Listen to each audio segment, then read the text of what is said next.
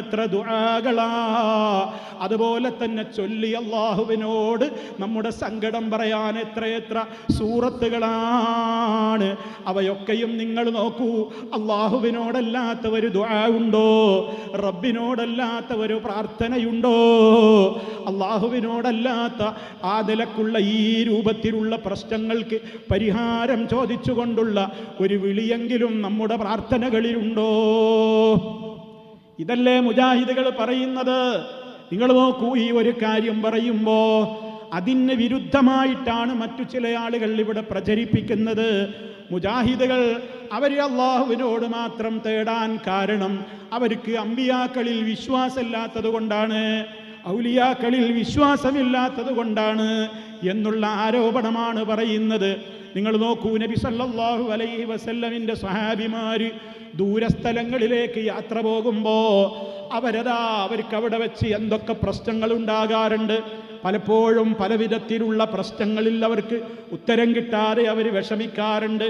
അവരവിടെ നിന്നുകൊണ്ട് മദീനത്തുള്ള നബി സല്ലല്ലാഹു അലൈഹി വസല്ലമിനെ വിളിച്ചുകൊണ്ട് തേടാറാണോ പതിവുള്ളത്? ഒരിക്കലുമല്ല. അവർ യാത്ര കഴിഞ്ഞ് തിരിച്ചെത്തിയിട്ട് നബി തങ്ങളോട് അവരുടെ യാത്രകളുടെ കാര്യങ്ങളൊക്കെ വിവരിച്ചു കൊടുക്കാറാണ് പതിവുള്ളത്. എന്തേ അവർക്ക് നബിയിൽ വിശ്വാസമില്ലേ? നബി തങ്ങളുടെ കഴിവിൽ അവർക്കെന്തേ വിശ്വാസക്കുറവുണ്ടോ? ദൂരദേശത്തേക്ക് പോകുമ്പോൾ അന്ന് ഫോൺ വിളിക്കാൻ സംവിധാനങ്ങളില്ല, ഇൻ്റർനെറ്റ് സംവിധാനങ്ങളില്ല, വാട്സപ്പുകളില്ല, യൂട്യൂബ് സംവിധാനങ്ങളോ ഒന്നും തന്നെയില്ല. എത്രയോ കിലോമീറ്ററുകൾക്കപ്പുറത്ത് പോയി വരുന്ന സഹാബിമാർക്ക് അവരുടെ നിസ്കാരത്തിൻ്റെ കാര്യത്തിൽ സംശയമുണ്ടാകാറുണ്ട്, ഉളുവെടുക്കുമ്പോൾ സംശയമുണ്ടാകാറുണ്ട്, ഉളുവിന് പകരം ചെയ്യുന്ന തയമ്മുമിൻ്റെ കാര്യത്തിൽ സംശയമുണ്ടാകാറുണ്ട്.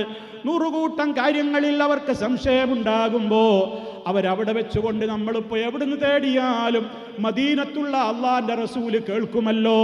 കാരണം എവിടെ നിന്ന് വിളിച്ചാലും കേൾക്കുന്നയാളാണ് ഞങ്ങളുടെ മുത്തുനബി എന്നായിരുന്നുവോ സഹാബിമാരി വിശ്വസിച്ചത്? എങ്കിൽ അവരവിടെ വെച്ചല്ലേ തേടേണ്ടിയിരുന്നത്. മറിച്ചങ്ങനെ തേടിയില്ല. അവർ മദീനത്ത് വന്നിട്ട് അവരുടെ ആവശ്യങ്ങൾ നബിയോട് ചോദിച്ചു പഠിക്കുന്നു, മനസ്സിലാക്കുന്നു. അതാ സഹാബത്തിന്റെ വിശ്വാസം, അതാ സഹാബത്തിന്റെ വിശ്വാസം. നിങ്ങൾ നോക്കൂ, നബി സല്ലല്ലാഹു അലൈഹി വസല്ലമ വഫാത്തായി കിടക്കുന്ന ദിവസം തന്നെ നിങ്ങൾ ആലോചിച്ചു നോക്കൂ. അള്ളാഹുവിൻ്റെ റസൂലിൻ്റെ ആ ജനാസ അതാ ഖബറിലേക്ക് താഴ്ത്തിയിട്ടില്ല. മരണപ്പെട്ട ആ ദിവസത്തിൽ, അവിടുന്ന് വഫാത്തായ ദിവസത്തിൽ അവിടെ കൂടിയ സഹാബിമാർക്കിടയിൽ പല അഭിപ്രായ വ്യത്യാസങ്ങളും ഉണ്ടായി. അതിലൊരഭിപ്രായ വ്യത്യാസം എന്തായിരുന്നു? അള്ളാഹുവിൻ്റെ റസൂലിൻ്റെ ഈ ശറഫാക്കപ്പെട്ട തിരുശരീരം എവിടെയാണ് അടക്കേണ്ടത്? എവിടെയാണ് ഈ ഖബർ അവർക്ക് വേണ്ടി ഒരുക്കേണ്ടത്? ആ അഭിപ്രായ വ്യത്യാസം സഹാബിമാർക്കിടയിലുണ്ടായി. പല അഭിപ്രായങ്ങളും പലരും തുറന്നു പറഞ്ഞു. അവസാനം അവർ അബൂബക്കർ റളിയല്ലാഹു അൻഹു പറഞ്ഞു കൊടുത്ത പരിഹാരമാണ് ചെയ്തത്. അബൂബക്കർ റളിയല്ലാഹു അൻഹു പറഞ്ഞു കൊടുത്തു, നമ്മൾ തർക്കിക്കേണ്ടതില്ല, നമ്മൾ എന്തിനാ അഭിപ്രായ വ്യത്യാസത്തിലാകുന്നത്? അല്ലാഹുവിൻ്റെ റസൂല് പഠിപ്പിച്ച ഒരു ഹദീസ് എനിക്ക് ഓർമ്മ വന്നിട്ടുണ്ട്. നബിമാർ എവിടെയാണോ വഫാത്തായി കിടക്കുന്നതെങ്കിൽ അവിടെയാണ് അവർക്കുള്ള ഖബർ ഒരുക്കേണ്ടത്. തർക്കം അവിടെ തീർന്നു. അവരവിടെ തന്നെ ആയിഷ റളിയല്ലാഹു തആല അൻഹയുടെ വീട്ടിൽ വെച്ചാണ് മുത്തുനബി വഫാത്തായത് എന്ന് നമുക്കറിയാം. അതുകൊണ്ട് തന്നെ അവിടെ തന്നെ അവർ ഖബർ ഒരുക്കുകയാണ് ഉണ്ടായത്. ഒരുപാട് നേരം അവർ തർക്കിച്ചപ്പോഴും ഒരു സഹാബിക്കും തോന്നിയില്ലല്ലോ നമ്മൾ എന്തിന് തർക്കിക്കണം. എല്ലാം കേൾക്കുന്ന, എല്ലാം കാണുന്ന, നമ്മുടെ മനസ്സിലെ വികാരങ്ങൾ പോലും അറിയാൻ കഴിവുള്ള മുത്തുനബിയല്ലേ ഈ കിടക്കുന്നത്. ഖബറിൻ്റെ ഉള്ളിലേക്ക് പോലും നമ്മൾ മറമാടിയിട്ടില്ലല്ലോ. നമുക്കൊന്ന് കൂട്ടമായി അവിടെ പോയി നിന്നിട്ട് നബിയോട് ചോദിക്കാം, ഓ നബിയേ, ഞങ്ങളൊരു അഭിപ്രായ വ്യത്യാസത്തിലാണ്, അങ്ങ് മരിച്ചല്ലോ, ഇനി അങ്ങയുടെ ഈ ഭൗതികമായ ഈ ശറഫാക്കപ്പെട്ട ശരീരം ഞങ്ങളെവിടെയാണ് അടക്കേണ്ടത്? നിങ്ങളൊന്ന് ഞങ്ങൾക്ക് മറുപടി തരൂ എന്ന് നബി തങ്ങളോട് പോയിട്ട് അവിടെയുള്ള ഒരൊറ്റ സഹാബിയും ചോദിക്കാത്തത് എന്തുകൊണ്ട്? അള്ളാന്റെ റസൂലിനോട് ചോദിച്ചാൽ ഉത്തരം കിട്ടും എന്നുണ്ടെങ്കിൽ ഇനി ഉത്തരം നബി തങ്ങൾ പറയൊന്നും വേണ്ട. ആ കിടക്കുന്ന കിടപ്പിൽ നിന്ന് അള്ളാഹുവിന്റെ റസൂൽ എന്നങ്ങ് വിരലുയർത്തിയാൽ പോരെ, ഇവിടെനോ അല്ലെങ്കിൽ വേറെ എവിടേക്കെങ്കിലും ഒന്നാംഗ്യം കാണിച്ചുകൊണ്ടെങ്കിലും നബി സല്ലല്ലാഹു അലൈഹി വസല്ലമ നമ്മുടെ പ്രശ്നത്തിന് പരിഹാരം തരും എന്ന് സഹാബാക്കൾക്ക് എന്തേ വിശ്വാസമില്ലാതിരുന്നത്? അവർക്കറിയാം അള്ളാന്റെ റസൂല് മൗത്തായിട്ടുണ്ട്. ആ നബിയോട് പോയിട്ട് ചോദിച്ച് സഹായം തേടേണ്ട സമയമല്ല ഇത്. കാരണം അവിടുന്ന് വഫാത്തായിരിക്കുന്നു. രണ്ടാമത്തെ തർക്കം നോക്കൂ, മറ്റൊരു തർക്കം. അതെന്താ? ആരായിരിക്കണം നബി സല്ലല്ലാഹു അലൈഹി വസല്ലമിന്റെ ശേഷം ഭരണാധികാരിയാവേണ്ടത്? ചൂട് പിടിച്ച തർക്കങ്ങൾ. നബി തങ്ങളുടെ ആ ജനാസ ഖബറടക്കുന്നതിന്റെ മുമ്പാണ് ഈ പറയുന്നത്. അവിടെ ഒരു പന്തലിൽ വെച്ച് തർക്കം നടക്കുകയാണ്. ആരാവണം ഇനിയത്തെ ഖലീഫ? ആ തർക്കം കൊടുമ്പിരി കൊണ്ടപ്പോഴും അവരിൽ ഒരാൾക്ക് പോലും തോന്നിയില്ലല്ലോ, ഒരു സഹാബ പുരുഷനും തോന്നിയില്ല, ഒരു സഹാബ സ്ത്രീക്കും തോന്നിയില്ല. എന്തിനാ നിങ്ങൾ ഇങ്ങനെ തർക്കിക്കുന്നത്? മുത്ത മുസ്തഫായുടെ ശറഫാക്കപ്പെട്ട ശരീരം അവിടെയുണ്ടല്ലോ, നമുക്കൊന്ന് പോയിട്ട് ചോദിക്കാലോ നബിയെ, ആരായിരിക്കണം ഖലീഫയാവേണ്ടത്? എങ്കിൽ അല്ലാഹുവിന്റെ റസൂല് ഉദ്ദേശിക്കുന്ന ഖലീഫയുടെ നേരെ ഇതാ എന്ന് പറഞ്ഞുകൊണ്ടെന്ന് വിരൽ ചൂണ്ടിയാൽ നമ്മുടെ പ്രശ്നം അവസാനിക്കുമല്ലോ എന്ന് സഹാബിമാരെന്തുകൊണ്ട് ചിന്തിച്ചില്ല? അവരെന്തുകൊണ്ട് പോയില്ല? അവർക്കറിയാം ജീവിച്ചിരിക്കുന്ന നബി തങ്ങളെപ്പോലെയല്ല വഫാത്തായ നബി സല്ലല്ലാഹു അലൈഹി വസല്ലം. അവിടുത്തോട് ഇപ്പൊ പോയി ചോദിച്ചത് കൊണ്ട് അവിടുന്ന് നമ്മുടെ ഈ പ്രാർത്ഥന കേട്ടിട്ട് നമുക്ക് ഉത്തരം ചെയ്യുന്ന അവസ്ഥയിലല്ല. അവിടുന്ന് ബർസഖിന്റെ ലോകത്തേക്കുള്ള യാത്രയായി കഴിഞ്ഞിട്ടുണ്ട് എന്നവർക്കറിയാലോ. അതുകൊണ്ട് തന്നെ അവർ ചോദിച്ചില്ല. അതേ അവസരത്തിൽ ഇന്നെന്താണ് ആളുകൾ വിശ്വസിക്കുന്നത്? ഔലിയാക്കന്മാരോട് നമ്മളങ്ങ് വിളിച്ചാൽ അവർ ഖബറിൽ നിന്ന് എഴുന്നേറ്റ് വരും, നമ്മുടെ കാര്യങ്ങളൊക്കെ നേടിത്തരും. ജീവിച്ചിരിക്കുമ്പോൾ മാത്രമല്ല, ജീവിച്ചിരിക്കുമ്പോൾ നമ്മൾ ദൂരദിക്കില്ലെന്ന് വിളിച്ചാലും അവർ നമ്മുടെ കാവലിന് അവിടെ എത്തും. അതേപോലെ തന്നെ നമ്മൾ കൈനീട്ടാൻ പറഞ്ഞാൽ അള്ളാഹിന്റെ റസൂലും ഔലിയാക്കളുമൊക്കെ കൈനീട്ടി തന്ന് നമ്മളെ സഹായിക്കും. ഇതല്ലേ റിഫായി മാലക്കാരൻ പറയുന്നത്? നിങ്ങൾ ആലോചിച്ചു നോക്കൂ. റിഫായി ശൈഖ് എന്ന് പറയുന്ന ശൈഖിന്റെ കറാമത്തായിട്ട് ഇവിടെ ചില ആളുകൾ പാടുന്നതെന്താ? റിഫായി ശൈഖ് അള്ളാഹുവിന്റെ റസൂലിന്റെ ഖബറിന്റെ സമീപത്ത് പോയി നിന്നിട്ട് 2 വരി പാട്ടുപാടിയത്രേ. എന്താണത്രേ പാടിയത്? ഫിഹാലത്തിൽ ബുൾദി റൂഹി കുന്തു റുസിലുഹാ തുഖബ്ബിലുൽ അർള അന്നി വഹിയ നായിബതി ഫഹാദിഹി നൗബത്തുൽ അശ്ബാഹി ഖദ് ഹദറത് ഫംദുദ് യദൈക ലികൈ തുഹ്ളാ ബിഹാ ശഫതി. എന്താണ് അവിടുന്ന് പോയി ചൊല്ലിയത്? ഓ നബിയേ, എല്ലാ കൊല്ലവും ഞാൻ അങ്ങയുടെ ഖബറിന്റെ സമീപത്തേക്ക് എൻ്റെ റൂഹിനെയാണ് പറഞ്ഞേക്കാറുള്ളത്. ഇതാ ഇക്കൊല്ലം ഈ സമയത്ത് ഞാൻ എൻ്റെ ശരീരത്തോടു കൂടി തന്നെ നിങ്ങളുടെ ഖബറിന്റെ സമീപത്ത് വന്ന് നിൽക്കുകയാ. അതുകൊണ്ട് എനിക്കൊരു മോഹമുണ്ട്, നിങ്ങളുടെ കൈയൊന്ന് നീട്ടിത്തരാമോ? ഞാനൊന്ന് മുത്തിമണക്കട്ടെ എന്ന അർത്ഥം വരുന്ന ഫംദുദ് യദൈക ലികൈ തുഹ്ളാ ബിഹാ ശഫതി. ആ പാട്ടങ്ങ് പാടിത്തീരേണ്ട താമസം അള്ളാഹുവിന്റെ റസൂലിന്റെ ഖബർ പൊട്ടിപ്പിളരുന്നു അത്രേ. മുത്ത മുസ്തഫ അവിടുത്തെ കൈ എങ്ങനെ പുറത്തേക്കിട്ട് കൊടുത്തുകൊണ്ട്, മോനെ അഹമ്മദുൽ കബീറേ ഇന്നാ ചുംബിച്ചോന്നും പറഞ്ഞിട്ട് കൈ നീട്ടിക്കൊടുത്തോ എന്നും വേറെ ചില കഥകളിൽ പറയുന്നത്, ഖബർ പൊട്ടി പിളർന്നിട്ട് അള്ളാഹുവിന്റെ റസൂല് തന്നെ ഖബറിൽ നിന്നിങ്ങോട്ട് ഇറങ്ങി വന്നിട്ട്, ഓ അഹമ്മദുൽ കബീർ റിഫായി എന്ന എൻ്റെ പുന്നാരമോനെ എന്നും പറഞ്ഞ് കെട്ടിപ്പിടിച്ച് മുത്തം കൊടുത്ത് ഖബറിലേക്ക് തന്നെ തിരിച്ചുപോയി എന്ന് മാലപ്പാട്ടുകളിലൂടെ മൗലിദ് കിതാബുകളിലൂടെ മദ്ഹ് എന്ന പേരിൽ റിഫായി ശൈഖിനെ കുറിച്ച് എഴുതി വിടുമ്പോ ഇവിടെ അള്ളാഹുവിൻ്റെ റസൂലിൻ്റെ ആ ശറഫാക്ക ഷഹീദാക്കപ്പെട്ട ശരീരം ഭൂമിപ്പുറത്ത് ഉള്ള അവസ്ഥയിൽ പോലും അബൂബക്കർ റളിയല്ലാഹു അൻഹു പോയി ചോദിച്ചിട്ടില്ല. ഉമർ ഖത്താബ് റളിയല്ലാഹു അൻഹു പോയി ചോദിച്ചിട്ടില്ല. ഉസ്മാൻ ഇബ്നു അഫ്ഫാൻ റളിയല്ലാഹു അൻഹു പോയി ചോദിച്ചിട്ടില്ല. മരുമകനും പുതിയാപ്പിളയുമായിട്ടുള്ള 4ാം ഖലീഫയായ അലി ഇബ്നു അബീ ത്വാലിബ് റളിയല്ലാഹു അൻഹു ചോദിച്ചിട്ടില്ല. ആരുടേതാ ദീന്? ആര് പഠിപ്പിച്ചതാ ഇസ്ലാം? ആര് പറയുന്നതാ ശരി? ബുദ്ധിയുള്ളവരെ, തൻ്റെ ഇടമുള്ളവരെ, നിങ്ങൾ മനസ്സിലാക്ക്. ഇനി അള്ളാഹുവിൻ്റെ റസൂലിൻ്റെ വഫാത്തിൻ്റെ ശേഷം അവിടെ അവിടുന്നത്തേക്ക് ഖബറടക്കിയത് ഞാൻ നേരത്തെ സൂചിപ്പിച്ചതുപോലെ ആയിഷ റളിയല്ലാഹു അൻഹ താമസിച്ചിരുന്ന റൂമിലാണല്ലോ ഖബറൊരുക്കിയത്. ആ ഖബർ അവിടെ വന്നതിൻ്റെ ശേഷം നമ്മുടെ ഉമ്മ ആയിഷ റളിയല്ലാഹു അൻഹ ആ റൂമിൽ തന്നെയാണ് താമസിച്ചിരുന്നത്. പക്ഷേ ഒരു കർട്ടൻ അങ്ങോട്ട് ഇട്ടു. ആ കർട്ടൻ്റെ പുറത്ത് ഖബറും അപ്പുറത്ത് ബീവിയും താമസിക്കുകയാണ്.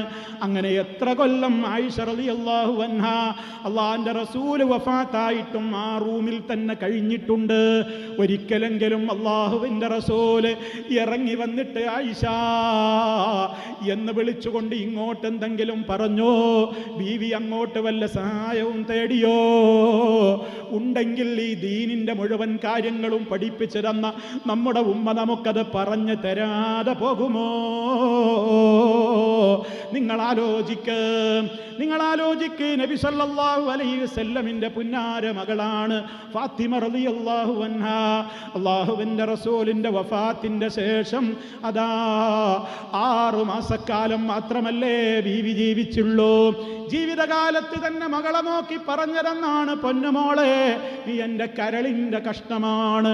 അത്ര സ്നേഹമുള്ള പിതാവിൻ്റെ പുന്നാരമോള് ആയിഷ റളിയല്ലാഹു അൻഹ മുത്ത മുസ്തഫായുടെ വഫാത്തിൻ്റെ ശേഷം ജീവിച്ച കാലത്ത് എന്തെല്ലാം അഭിപ്രായ വ്യത്യാസങ്ങൾ ഫാത്തിമ ബീവിക്കുണ്ടായിരുന്നു. ഏതെല്ലാം കാര്യങ്ങൾ അറിയണമെന്ന് അവർക്ക് ആഗ്രഹമുണ്ടായിരുന്നു. പൊന്നുപ്പയുടെ ഖബറുണ്ടല്ലോ, ഒന്ന് പോയിട്ടെൻ്റെ ഉപ്പയോട് ചോദിക്കാലോ. ഫാത്തിമ റളിയല്ലാഹു അൻഹ ചോദിച്ചിട്ടുണ്ടോ? ചോദിച്ചിട്ടില്ലല്ലോ. എന്തേ കാരണം? ഫാത്തിമ ബീവി റളിയല്ലാഹു അൻഹക്ക്, ആയിഷ റളിയല്ലാഹു അൻഹക്ക്, അബൂബക്കർ റളിയല്ലാഹു അൻഹുവിന്, ഉമർ ഖത്താബ് റളിയല്ലാഹു അൻഹുവിന്, ഉസ്മാൻ റളിയല്ലാഹു അൻഹുവിന്, അലി റളിയല്ലാഹു അൻഹുവിന്, സഅദ് റളിയല്ലാഹു അൻഹുവിന്, സഈദ് റളിയല്ലാഹു അൻഹുവിന്, അബ്ദുറഹ്മാൻ റളിയല്ലാഹു അൻഹുവിന്, ത്വൽഹത്ത് റളിയല്ലാഹു അൻഹുവിന്, സുബൈർ റളിയല്ലാഹു അൻഹുവിന്. ഇവരുടെയൊക്കെ പേരെന്തിനാ പറയുന്നത്? അവരൊക്കെ സ്വർഗത്തിലാണ് വിശ്വാസികളെ. മുത്ത മുസ്തഫായുടെ നാവ് കൊണ്ട് പറയപ്പെട്ടവരാണ് ഈ ആളുകളൊക്കെ. ഇവരൊക്കെ എന്തേ മുത്ത് മുസ്തഫായുടെ ഖബറിന്റെ സമീപത്ത് പോയിട്ടോ അല്ലാതെയോ യാ റസൂലല്ലാഹ്, യാ നബിയല്ലാഹ്, ഖുദ് ബിഐദീനാ അദ്രിക്നാ യാ റസൂലല്ലാഹ്, ഞങ്ങൾ വിഷമത്തിലാണ് നബിയേ, ഞങ്ങളുടെ കൈപിടിക്കൂ നബിയേ, ഞങ്ങളുടെ പ്രയാസം നിങ്ങൾക്കറിയില്ല നബിയേ, സഹായിക്കണേ നബിയേ എന്ന് നബി സല്ലല്ലാഹു അലൈഹി വസല്ലമിനോട് അവരാരെങ്കിലും തേടിയതായ സ്വഹീഹായ ഏത് റിപ്പോർട്ടാണുള്ളത്? പ്രിയമുള്ളവരെ, എന്തേ കാരണം? അവർക്കൊക്കെ അറിയാം സൃഷ്ടികളിൽ ശ്രേഷ്ഠനായ മുത്ത മുസ്തഫ സല്ലല്ലാഹു അലൈഹി വസല്ലമിനോട് പോലും വഫാത്തിൻ്റെ ശേഷം അവിടുത്തോട് നമ്മൾ ഏത് കാര്യത്തിനും വിളിച്ച് തേടിയാലും അതൊക്കെ കേട്ട് ഉത്തരം ചെയ്യാൻ കഴിവുള്ള വ്യക്തിയാണ് മുത്ത മുസ്തഫ എന്ന് അവരാരും വിശ്വസിച്ചിട്ടില്ല. നിങ്ങൾ ആലോചിച്ചു നോക്കി, എന്തേ ഇത്രത്തോളം അള്ളാഹുവിൻ്റെ റസൂൽ സല്ലല്ലാഹു അലൈഹി വസല്ലം അവരങ്ങനെ മാറി നിൽക്കാൻ എന്താണ് കാരണം? മുത്തുനബി അവരെ പഠിപ്പിച്ചത് അതായിരുന്നു. അതുകൊണ്ടാണ്. അതല്ലാതെ അവർക്കൊന്നും നബിതങ്ങളിൽ വിശ്വാസമില്ലാത്തത് കൊണ്ടല്ലല്ലോ. നബിതങ്ങളുടെ മുഅ്ജിസത്ത് അവർ പഠിച്ചിട്ടില്ലേ? നബിതങ്ങളുടെ കറാമത്ത് അവർ കണ്ടവരല്ലേ? എന്നിട്ടും എന്തേ അങ്ങനെ ചെയ്തില്ലല്ലോ? ഏറെ പ്രതിസന്ധി ഉണ്ടായില്ലേ പല സഹാബിമാർക്കും? ആ സഹാബിമാര് അതാ ഒന്ന് രണ്ട് സംഭവങ്ങൾ ഞാൻ സൂചിപ്പിക്കട്ടെ. ശത്രുക്കൾ കൊണ്ടുപോയിരിക്കുകയാണ് കുറേ സഹാബിമാരെ. ആ കൂട്ടത്തിൽ മഹാനായ ആസിം റളിയല്ലാഹു അൻഹു ഉണ്ട്. ബദറിൽ പങ്കെടുത്ത ബദരീങ്ങളിൽപ്പെട്ട ആസിം റളിയല്ലാഹു അൻഹു ഉണ്ട്. ആ ആസിം റളിയല്ലാഹു അൻഹു പ്രയാസം വന്ന ഘട്ടത്തിൽ അതാ അങ്ങകലെ ദൂരെ അല്ലാഹുവിൻ്റെ റസൂൽ അതാ യാത്ര അയച്ചിട്ടുള്ള ആ സഹാബി ഒരു സംഘത്തിൽ യാത്ര പോയതാണ്. വഴിക്ക് വെച്ച് അദ്ദേഹം ശത്രുക്കൾ അദ്ദേഹത്തെ വളഞ്ഞിട്ട് കൂടെയുള്ളവരെയും വളഞ്ഞിട്ട് പിടിച്ചിരിക്കുകയാണ്. കൊല്ലാൻ പോകുന്ന നേരത്ത് ആസിം റളിയല്ലാഹു അൻഹു അല്ലാഹുവിൻ്റെ റസൂലിനോട് നമ്മളിപ്പോൾ പെട്ടിട്ടുള്ള അപകടത്തിൻ്റെ വാർത്ത അറിയിക്കാൻ, നബിയേ ഞങ്ങളുടെ അവസ്ഥ അങ്ങ് കാണുന്നില്ലേ എന്ന് മദീനയിലുള്ള നബി തങ്ങളോട് അവർ വിളിച്ചു തേടുകയാണോ ചെയ്തത്? അല്ല സഹോദരന്മാരെ, ചരിത്രം പരിശോധിക്ക്. മഹാനായ ആസിം റളിയല്ലാഹു അൻഹു അള്ളാനെ ഏൽപ്പിക്കുകയാണ്. അല്ലാഹുവേ അഖ്ബർ അന്നാ നബിയക, ഞങ്ങൾ അകപ്പെട്ട ആപത്തിൻ്റെ കടുപ്പം നിന്റെ നബിക്ക് നീ വിവരം കൊടുക്കണേ അല്ലാ.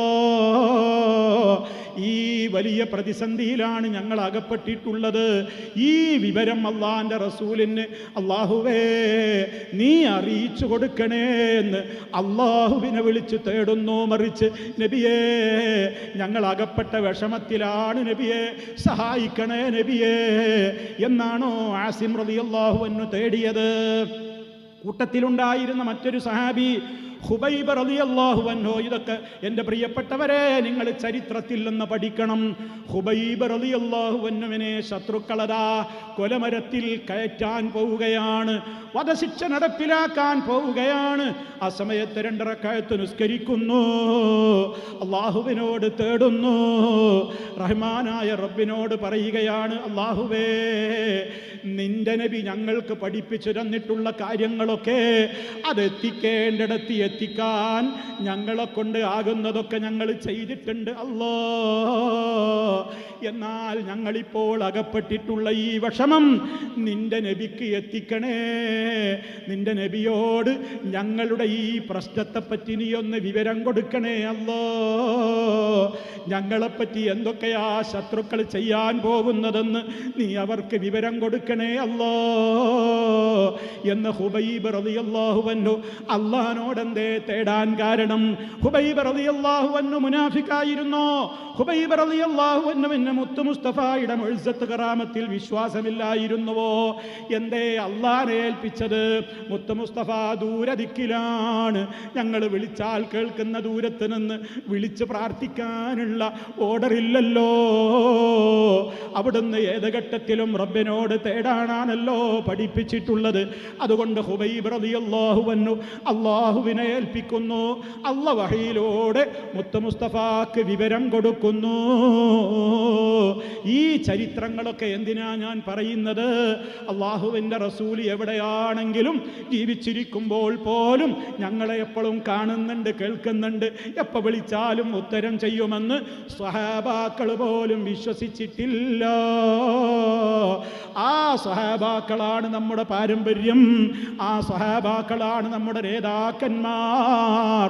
അവർക്ക് മുത്ത് മുസ്തഫയെ കുറിച്ച് അവർ വിശ്വസിച്ചതുപോലെ നിങ്ങളും അല്ലാഹുവിൻ്റെ റസൂലിനെ കുറിച്ച് വിശ്വസിക്കൂ.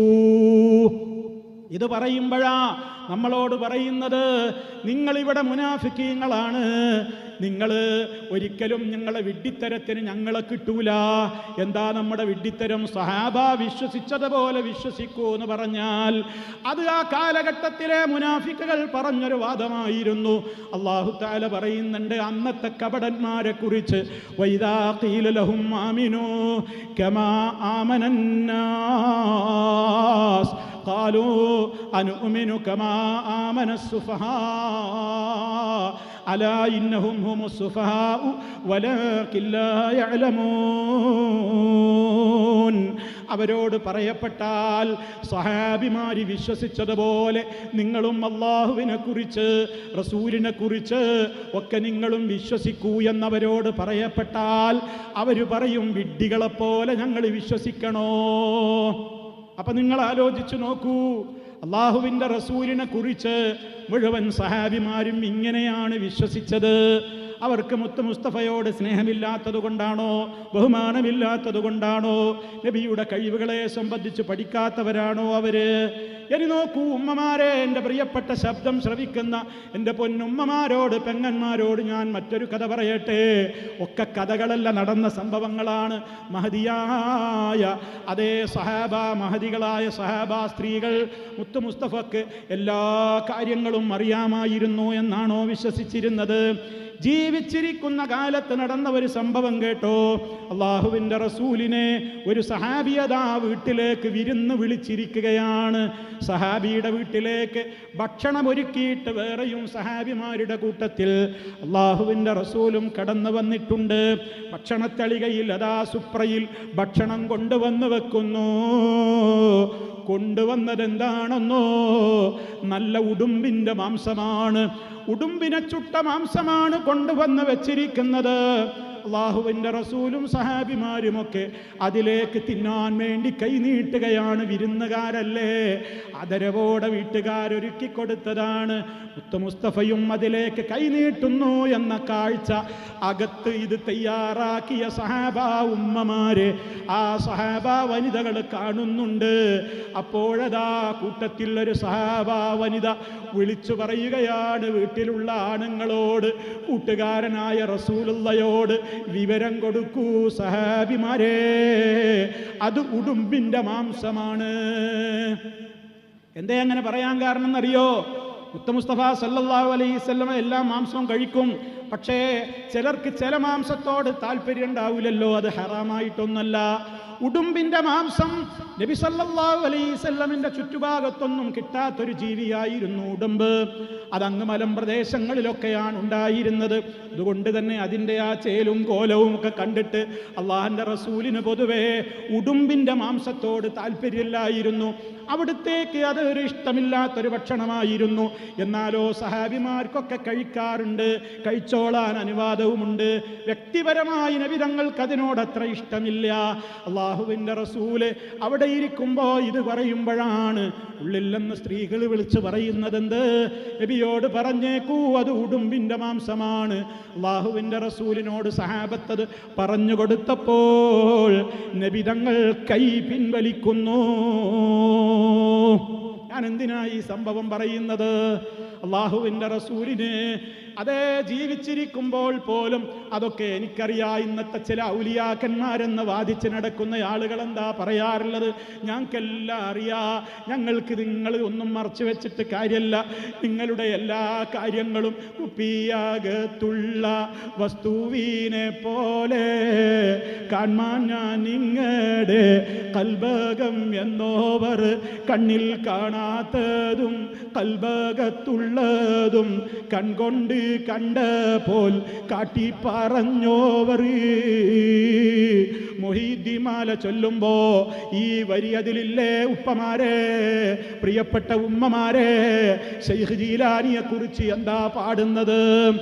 ഒരു കുപ്പിയിലുള്ള ദ്രാവകം പുറത്തുള്ളവർക്ക് കാണാൻ കഴിയും പോലെ ലോകത്തെല്ലാവരുടെയും ഹൃദയത്തിൻ്റെ ഉള്ളിലുള്ള രഹസ്യം ഇന്നും ബാഗ്ദാദിലെ ഖബറിൽ മറപെട്ട് കിടക്കുന്ന ജീലാനി കാണുന്നുണ്ടത്രേ. കണ്ണിൽ കാണാത്തതും കൽബകത്തുള്ളതും കൺകൊണ്ട് കാണുന്നത് പോലെയാണത്രേ.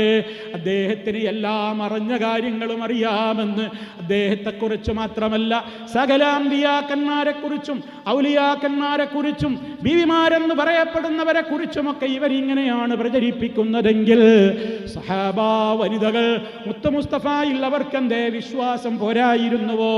നമ്മൾ എന്തിനാ വിളിച്ചു പറയുന്നത്?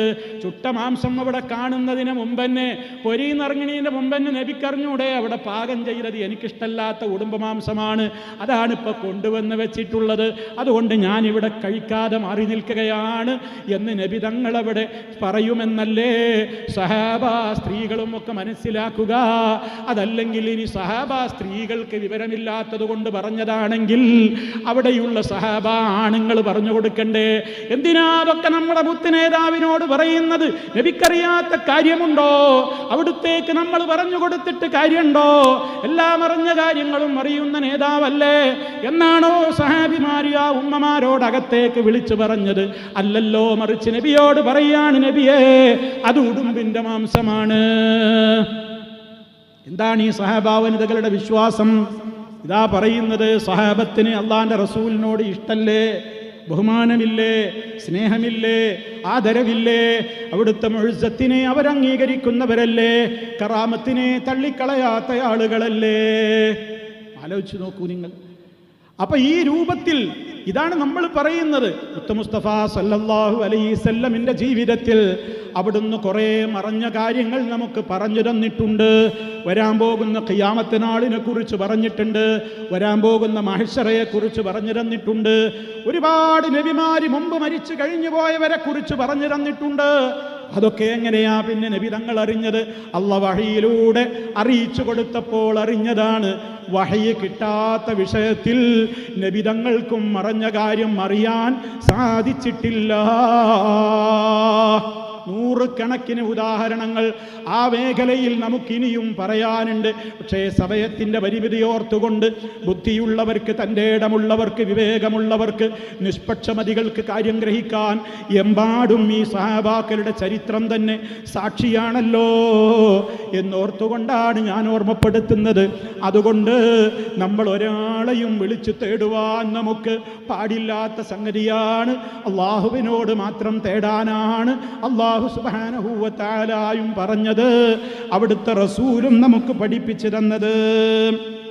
ഇനി സഹോദരന്മാരെ, നിങ്ങൾ ആലോചിച്ചു നോക്കൂ. ഇതൊക്കെ പറയുമ്പോൾ സാധാരണയായിട്ട് പറയും, കണ്ടോ ഇവരതാ മഹാന്മാരെ സംബന്ധിച്ച് ഇവർക്ക് ബഹുമാനമില്ലാത്തത് കൊണ്ടാണ് ഇവർ പലപ്പോഴും അവരുടെ ഖബറിന്റെ സമീപത്തേക്ക് പോകൂല, ഇവർ ഉറൂസിന് വരൂല, ഇവരാണ്ട് നേർച്ചക്ക് വരൂല, ഇവർ ഖബറിന്റെ സമീപത്ത് പോയിട്ട് പെട്ടിയിൽ കാശിടാൻ പാടില്ല എന്ന് പറയുന്നവരാണ്, ജാറം മൂടലിനെ എതിർക്കുന്ന കക്ഷികളാണ്.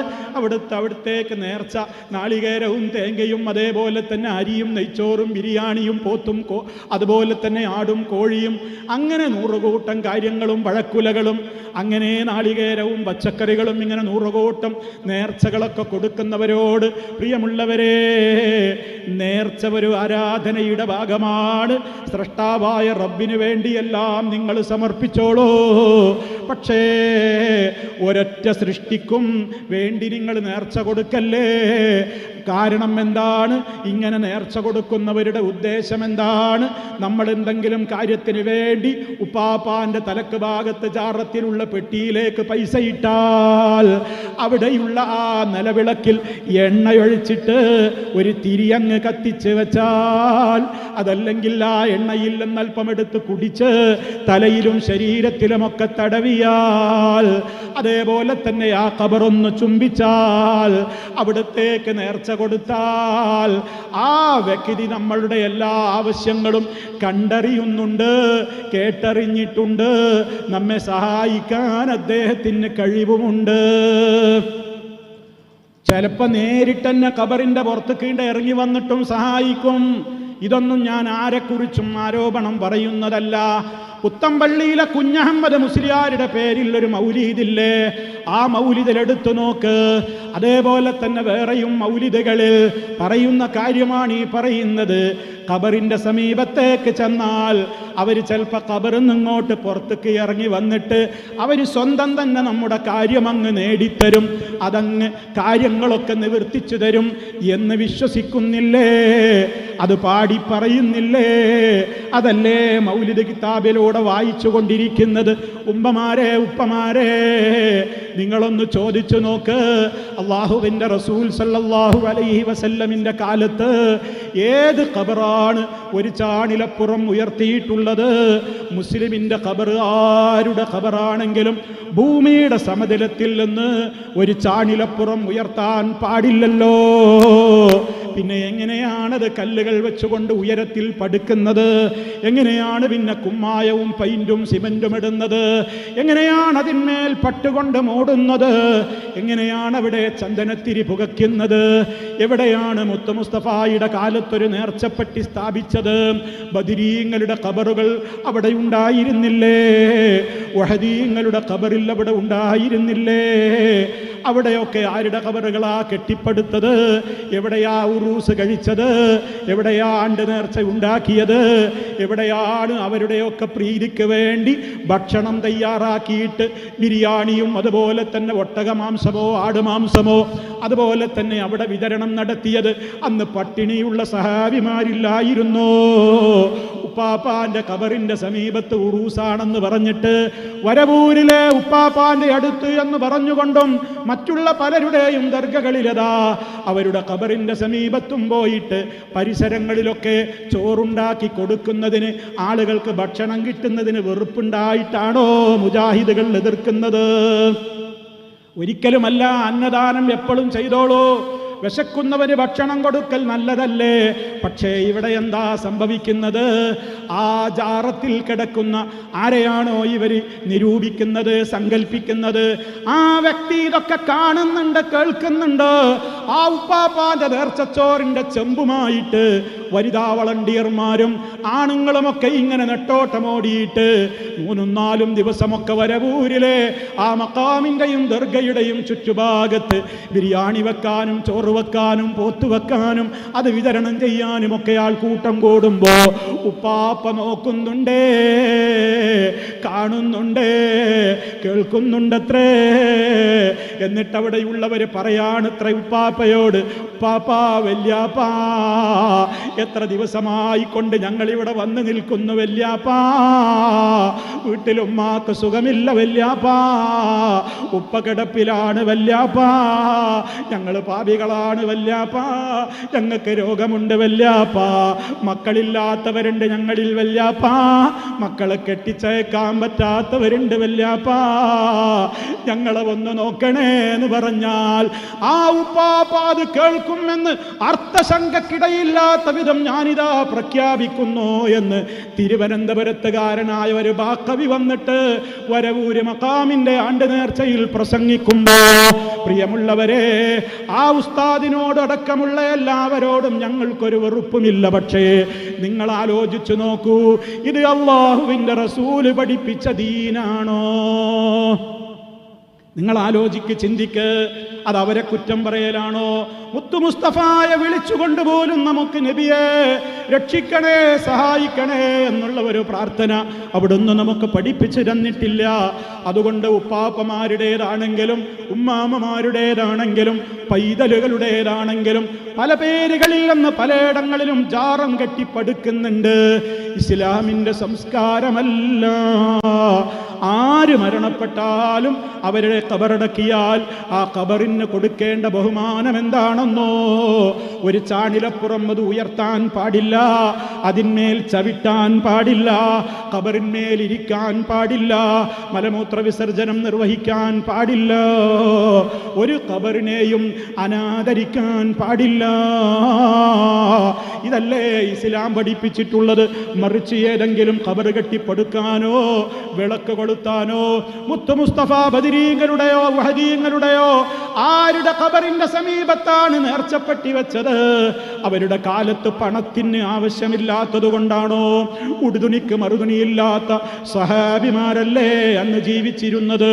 മുത്തു മുസ്തഫായുടെ വീട്ടിലെപ്പോലും ദാരിദ്ര്യം പ്രകാരമായിരുന്നു, പട്ടിണി. നമ്മുടെ ഉപ്പമാര് പറയുന്നുണ്ട്, നബി സല്ലല്ലാഹു അലൈഹി വസല്ലമിന്റെ വീട്ടിൽ പോലും 2-3 മാസക്കാലം അടുപ്പിൽ തീ പുകഞ്ഞിട്ടില്ല. കാരണം ഭക്ഷണത്തിന് ആവശ്യമായ ധാന്യങ്ങളൊന്നും ആ വീട്ടിലില്ല. എന്നിട്ട് പച്ചവെള്ളവും കാരക്കയും ഈത്തപ്പഴവും മാത്രം കഴിച്ചിട്ട് മാസങ്ങൾ തള്ളി നീക്കിയ മുത്ത മുസ്തഫായുടെ വീടല്ലേ ആ നബി സല്ലല്ലാഹു അലൈഹി വസല്ലമിന് എന്തുകൊണ്ട് കൊണ്ട് എനിക്കും എൻ്റെ സഹാബാക്കൾക്കും വിശപ്പടക്കാൻ വേണ്ടി ബദരീങ്ങളുടെ ഖബറിൻ്റെ സമീപത്ത് നമുക്കൊരു പെട്ടി വെച്ചുകൂടെ എന്നൊരു ചിന്ത എന്തേ നബിതങ്ങൾക്കില്ലാതെ പോയത്? അതെന്തേ സഹാബിമാർക്കില്ലാതെ പോയത്? അവർക്കറിയാം ഇസ്ലാമിൽ അങ്ങനെ പാടില്ലെന്ന്. അതല്ലാതെ ആർക്കെങ്കിലും നേർച്ചച്ചോറ് കിട്ടുന്നതിന് ഞങ്ങൾക്ക് വല്ല വെറുപ്പും അസൂയ ഉണ്ടായിട്ടാണോ? നിങ്ങൾ കൊടുത്തോളൂ, വിശക്കുന്നവർക്ക് കൊടുത്തോ. അവിടെ മതം പോലും നോക്കേണ്ടതില്ലല്ലോ. നമ്മുടെ അയൽവാസിയുടെ മതം നോക്കിയിട്ടല്ലല്ലോ അയാൾ വിശക്കുന്നുവെങ്കിൽ ഭക്ഷണം കൊടുക്കുന്നത്. ശബരിമലയിലെ കഥ, കറുത്ത തുണിയും അതേപോലെ തന്നെ കറുത്ത കരിമാലകളും ധരിച്ചിട്ട് ഇരുമുടിക്കെട്ടുകളുമായിട്ട് യാത്ര പോകാൻ ഉദ്ദേശിക്കുന്ന എത്രയോ മുസ്ലിമീങ്ങളില്ലേ? അവരിങ്ങനെ കാൽനടയായിട്ട് നമ്മുടെ വീടിൻ്റെ സമീപത്തുകൂടെ പോകുമ്പോൾ ഞാൻ നിങ്ങളോട് ഒരു സാങ്കല്പികമായ ഒരു ചോദ്യം പറയട്ടെ. ഏതെങ്കിലും ഒരു സ്വാമിയോ ഒരു സ്വാമിമാരോ അവിടെ അങ്ങ് ഈ വെയിലത്ത് ചൂടത്തങ്ങ് തളർന്നു വീഴുന്നത് കണ്ടാൽ അതൊരു ഹിന്ദുവാണ്, അതൊരു അമുസ്ലിമാണ്, കിടക്കട്ടെ അവിടെ എന്നാണോ നമ്മൾ പറയുക? ഒരിക്കലുമല്ലല്ലോ. അദ്ദേഹത്തിൻ്റെ വിശ്വാസം അദ്ദേഹം ചെയ്യുന്നു, അദ്ദേഹത്തിൻ്റെ വിശ്വാസം അദ്ദേഹം ആചരിക്കുന്നു. പക്ഷേ എൻ്റെ ഒരു മനുഷ്യ സ്നേഹിതനാണല്ലോ ആ കിടക്കുന്നത്. അയാൾക്ക് ദാഹമുണ്ടോ? വെള്ളം കൊടുക്കണ്ടേ? എൻ്റെ വീട്ടിലേക്ക് അദ്ദേഹത്തെ ഒന്ന് മാറ്റിക്കിടത്തിയിട്ട് ഫാനൊന്ന് സ്വിച്ച് ഓൺ ആക്കിയിട്ട് ഒരൽപ്പം കാറ്റ് കൊള്ളിക്കണ്ടേ? അദ്ദേഹത്തിന് വിശക്കുന്നുവോ? രോഗിയാണോ? ഡോക്ടറെ കാണിക്കാൻ നമ്മുടെ വാഹനത്തിൽ അദ്ദേഹത്തെ കൊണ്ടുപോയി എന്ന് കാണിച്ചുകൂടെ? ഇതൊക്കെ മാനുഷികമായ കടമകളല്ലേ? അതേ അവസരത്തിൽ അദ്ദേഹം പോകുന്ന ശബരിമലയിലേക്ക് ഞാൻ പോകാറില്ലല്ലോ. ഞങ്ങളുടെ പള്ളിയിൽ എന്നിട്ട് അദ്ദേഹവും നിസ്കരിക്കാറില്ലല്ലോ. അദ്ദേഹത്തെ കൊണ്ട് ബാങ്ക് വിളിപ്പിക്കാറില്ലല്ലോ. കാരണം എന്താണ്? ഓരോരുത്തർക്കും അവരവരുടെ മതത്തിൻ്റെ നിയമങ്ങളുണ്ട്. ആ നിയമങ്ങൾ എനിക്കെൻ്റെ മതം ആചരിക്കാൻ സ്വാതന്ത്ര്യമുള്ളതുപോലെ അപ്പുറത്തുള്ള സഹോദരന് അവൻ്റെ മതം ആചരിക്കാനും സ്വാതന്ത്ര്യമുണ്ട്. അതെൻ്റെ അയൽക്കാരനായാലും കുരിശ് ധരിക്കുന്ന ക്രിസ്ത്യാനിയാണെങ്കിലും അതുപോലെ തന്നെ ക്രിസ്തുമസിൻ്റെ അന്ന് അതേപോലെ തന്നെയുള്ള ഏതെല്ലാം മതപരമായ ചടങ്ങുകൾ ചെയ്യുന്ന ക്രിസ്ത്യാനിയാണെങ്കിലും ആരോടും നമുക്ക് അക്കാര്യത്തിൽ മതപരമായ കാര്യത്തിൽ നമ്മൾ അതിലൊന്നും പോയി കൂടിയാടുന്നില്ല എന്നുള്ളത് കൊണ്ട് അവരോട് വെറുപ്പുണ്ടായിട്ടല്ലല്ലോ. നമ്മുടെ പള്ളിയിൽ ബാങ്ക് കേട്ടാൽ നിസ്കാരത്തിന് അവർ വരാത്തതും നമ്മോട് വെറുപ്പുണ്ടായിട്ടല്ലല്ലോ. അവർ തലയിൽ തൊപ്പി ധരിച്ച് നമ്മുടെ പെണ്ണുങ്ങൾ പർദ്ദ ധരിക്കും പോലെ അവരുടെ ചേച്ചിമാർ പർദ്ദ ധരിക്കാത്തതിന് നമ്മൾക്ക് അവരോട് വെറുപ്പില്ലല്ലോ. കാരണം അവരുടെ മതത്തിൻ്റെ ചിട്ടകളാണ് പാലിക്കുന്നത്. ഈ ലോകത്ത് അങ്ങനെ മനുഷ്യർക്കൊക്കെ മാനുഷികമായ നിലക്കുള്ള സ്നേഹങ്ങളുണ്ട്. അത് മതപരമായ നിലക്കല്ല. മതപരമായ കാര്യങ്ങളിൽ ഓരോരുത്തർക്കും അവരവരുടേതായ വിശ്വാസങ്ങളുണ്ട്. അത് അവർ വിശ്വസിക്കട്ടെ, അവർ ആചരിക്കട്ടെ. അതേ അവസരത്തിൽ പരലോക കോടതിയിൽ രക്ഷപ്പെടണമെങ്കിൽ നിങ്ങൾ ഈ ആചരിക്കുന്ന ആചാരങ്ങൾ അത് ശരിയല്ല എന്ന് അവരോട് സ്നേഹത്തോടെ നമ്മൾ പറയുന്നുണ്ട്. അവർ നമ്മളോടും പറയുന്നുണ്ടാകാം. അതൊക്കെ അവർക്കുള്ള സ്വാതന്ത്ര്യമാണ്, നമുക്കുമുള്ള സ്വാതന്ത്ര്യമാണ്. പക്ഷേ നമ്മൾ ഈ ജാറങ്ങളും അതുപോലെ തന്നെ ദർഗകളും പരിപാലിക്കാൻ വേണ്ടി, ആ ജാറം കെട്ടാൻ വേണ്ടി ഞങ്ങൾക്ക് ഫണ്ട് തരണേ എന്ന് ഇവിടെ ഏതെങ്കിലും അങ്ങനെയുള്ള മരിച്ചുപോയ മഹാന്മാരെന്ന് പറയുന്നവരുടെ ഖബറ് കെട്ടിപ്പടുക്കാനും അവിടെ ഉറൂസ് നടത്താനും അവിടെ നേർച്ച നടത്താനും ഒക്കെ ഫണ്ട് ചോദിച്ചു വന്നാൽ നമ്മൾ ആരും കൊടുക്കാറില്ല. കാരണം എന്താണ്? അത് നമ്മുടെ വിശ്വാസത്തിൻ്റെ ഭാഗമാണ്. മുഹമ്മദ് നബി സല്ലല്ലാഹു അലൈഹി വസല്ലമ ഒരു ഖബറും ഒരു ചാണിലപ്പുറം പടുത്ത് കെട്ടിപ്പടുത്തിട്ടില്ല. അവിടെ ഉറൂസ് നടത്തിയിട്ടില്ല, അവിടെ ജാറം മൂടിയിട്ടില്ല, അവിടെ നേർച്ചപ്പെട്ടി സ്ഥാപിച്ചിട്ടില്ല. ഒരു ഖബറിന്റെ സമീപത്തും മുത്ത് മുസ്തഫ ആടിനെ നേർച്ചയാക്കിയിട്ടോ ഒട്ടകത്തെ നേർച്ചയാക്കിയിട്ടോ അവിടെ അറവ് നടത്തിയിട്ടില്ല, ആണ്ട് നേർച്ച നടത്തിയിട്ടില്ല. ആ വിശ്വാസം ഉറക്കെ പറയുന്നവരാണ് ഞങ്ങൾ. അതുകൊണ്ട് ഞങ്ങൾ അതിന് ഫണ്ട് ചോദിച്ചാൽ ഞങ്ങൾ കൊടുക്കാറില്ല. അതേ അവസരത്തിൽ ആ ആണ്ട് നേർച്ചയുടെ ആള് തന്നെ ഞങ്ങളോട് പറയാണ്, അതാ ഇന്നൊരു വിഷമമുണ്ട്, വീട്ടിൽ ഭക്ഷണത്തിന് പ്രയാസമുണ്ട്, നമ്മൾ കഴിയുന്നത് നമ്മൾ കൊടുക്കൂലേ? അതാരാണ് നോക്കിയിട്ടാണോ കൊടുക്കൽ? അയൽവാസി പട്ടിണി കിടക്കുമ്പോ വയറ് നിറച്ച് ആഹാരം കഴിക്കുന്നവൻ നമ്മിൽ പെട്ടവനല്ല എന്ന് മുഹമ്മദ് മുസ്തഫ സല്ലല്ലാഹു അലൈഹി വസല്ലം പറഞ്ഞപ്പോ അവൻ ഏത് ആശയക്കാരനാണ് നോക്കാനല്ലല്ലോ പറഞ്ഞത്. ഹിന്ദുവാണോ ക്രിസ്ത്യാനിയാണോ മതമുള്ളവനാണോ ഇല്ലാത്തവനാണോ എന്ന് നോക്കിയിട്ടല്ലല്ലോ സഹായി സഹായിക്കാൻ പറഞ്ഞത് അതൊരു മനുഷ്യനല്ലേ? ഇങ്ങനെ മാനവികമായ സൗഹാർദ്ദം, മാനുഷികമായ സ്നേഹങ്ങളും അതേപോലെ തന്നെ ബന്ധങ്ങളും കൂടിച്ചേരലുകളുമൊക്കെ കാത്തു സൂക്ഷിക്കുന്നവരാണ് മുജാഹിദുകൾ, സലഫികൾ. അങ്ങനെയാണ് മുത്ത മുസ്തഫ പഠിപ്പിച്ചത്. അതേ അവസരത്തിൽ ഏത് ആശയക്കാരാണെങ്കിലും, ഇവിടെ എത്രയോ ആളുകൾ മതത്തിൽ വിശ്വസിക്കുന്നു, ഒരു മതവുമില്ല എന്നും പറയുന്നവരുണ്ട്. ഈശ്വര വിശ്വാസികളുണ്ട്, ഈശ്വര നിഷേധികളായ നിരീശ്വരവാദികളുണ്ട്. അതൊക്കെ ഓരോരുത്തർക്കുമുള്ള സ്വാതന്ത്ര്യമാണ്. ഭൂമിയില്ലതിനൊക്കെ സ്വാതന്ത്ര്യമുണ്ട്. പക്ഷേ മരണത്തിൻ്റെ ശേഷം രക്ഷപ്പെടണമെങ്കിൽ പ്രപഞ്ചത്തിൻ്റെ സൃഷ്ടാവായ റബ്ബിനോട് മാത്രമേ പ്രാർത്ഥിച്ചിട്ട് കാര്യമുള്ളൂ എന്ന സത്യം എല്ലാവരും ഉറക്കെ പറയുന്നു. അത് ജനങ്ങളെ പഠിപ്പിക്കുന്നു. അതിലാർക്കാണ് തർക്കിക്കേണ്ട കാര്യമുള്ളത്? അതുകൊണ്ട് അതിൻ്റെ പേരിൽ ആരെങ്കിലും നമ്മളെ തെറ്റിദ്ധരിക്കുന്നുവെങ്കിൽ മനസ്സിലാക്കുക, അതാരോടുമുള്ള വിദ്വേഷമല്ല. കാരണം ഞാനിങ്ങനെ ഓർമ്മപ്പെടുത്തുന്നത്, പല യാത്രകളും പടിഞ്ഞാറ് നിന്ന് കിഴക്കോട്ടും കിഴക്ക് നിന്ന് പടിഞ്ഞാറോട്ടുമൊക്കെ യാത്ര നടത്തുമ്പോൾ നമ്മെക്കുറിച്ച് പലരും പറയുന്നുണ്ട്, ഇവർ ഭീകരവാദികളാ, ഇവർ തീവ്രവാദികളാ, ഇവർ നേർച്ചക്ക് ഫണ്ട് കൊടുക്കൂല, ഉറൂസിന് ഫണ്ട് കൊടുക്കൂല, അതേപോലെ തന്നെ വേലക്ക് പിരിവ് ചോദിച്ചാൽ കൊടുക്കൂല, ഉത്സവത്തിന് കൊടുക്കൂല, ഉറൂസിന് കൊടുക്കൂല. സഹോദരങ്ങളെ, ശരി തന്നെയാണ്, അത് കൊടുക്കാത്തത് അത് നമ്മളുടെ വിശ്വാസത്തിൻ്റെ ഭാഗമാണ്. അതല്ലാതെ ആ മനുഷ്യനോട് വെറുപ്പല്ല. മാനുഷികമായിട്ട് പറയുന്ന ഏത് കക്ഷികളാണെങ്കിലും ആർക്കെന്തു പ്രയാസമുണ്ടെങ്കിലും നമ്മൾ ഒറ്റക്കെട്ടല്ലേ?